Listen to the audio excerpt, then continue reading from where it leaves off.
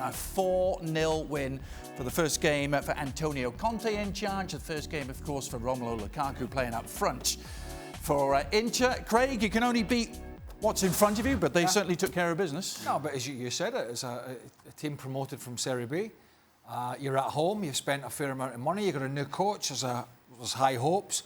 So it's a great start, it's a great win, but I mean, you go on social media, and you think you don't do that. You know, you think Inter Milan have just won the Milan derby and it's given them the league.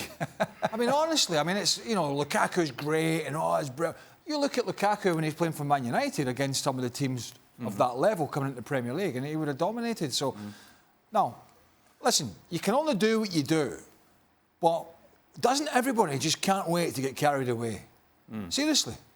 Am I wrong here? No. Well, I mean, honestly, it's just like, even the players were celebrating as if they were like, I thought, what bloody hell am I missing here? Well, is this the end of the season? What about Romelu Lukaku?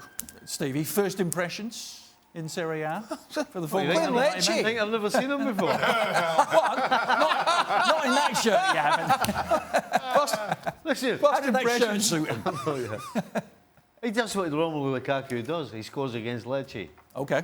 When he turns round and scores against Juventus, I will be the first person to praise him highly. No, you won't. Oh yeah, I'm not going to be as skeptical. Listen, as much as it's Lecce, and this is when you have a new coach and you have new players coming in. This is exactly the kind of team and exactly the kind of performance you want, just to get things going. I think it blows away quite a few cobwebs. It allows people to settle in, gain a little bit of confidence, and you take that for what it is. No question, there are going to be bigger tests to come and very soon, but for 90 minutes of football and all the uncertainty that comes into what happened over the summer, you take this performance and this result. You do realise Lecce created a few chances in this game as well, you know? Yeah.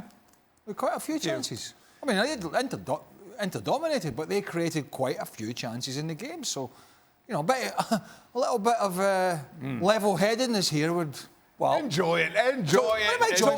Beating a team from Serie B. Talking of level-headedness, Gab, your impressions of opening night for Inter?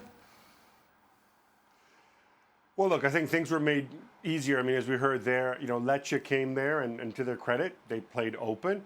And I think that's why they created some chances, and that's why Inter probably had more chances. It's not going to be like this week in, week out. But I think in terms of the reaction of the players and the enthusiasm, a lot of it has to do, and it doesn't always come through on television, but, Inter are one of the 5 highest drawing teams in Europe, right? You're talking 65,000 a game last season, thereabouts. And they've been waiting for this for so long, for a reason to get excited, a reason to get high. And I think this is what is the reason, Gab?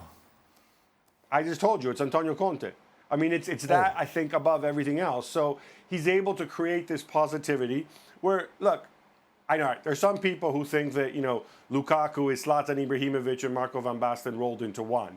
Those people you pity.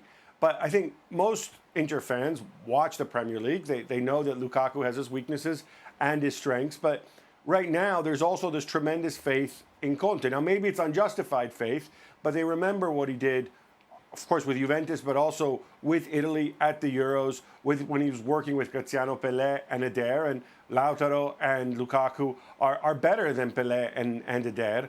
They look at the midfield. Barella didn't play tonight, but obviously there's tons of excitement. Imagine having more than one midfielder who can actually pass the ball.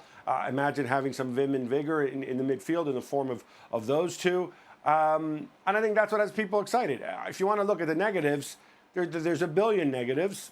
In my opinion, I got question marks over Godin. There was Ranocchia out there, which you don't really want to see too often this season. There's still an issue with the third striker. There's still the Icardi issue. There's 101 things where you can go and poke holes. But this is a case of a fan base that's been energized by Conte, that have had, I think, a tremendous summer. There's a ton of them. It was a tremendous atmosphere at the San Siro, and they celebrated, and I think that's understandable.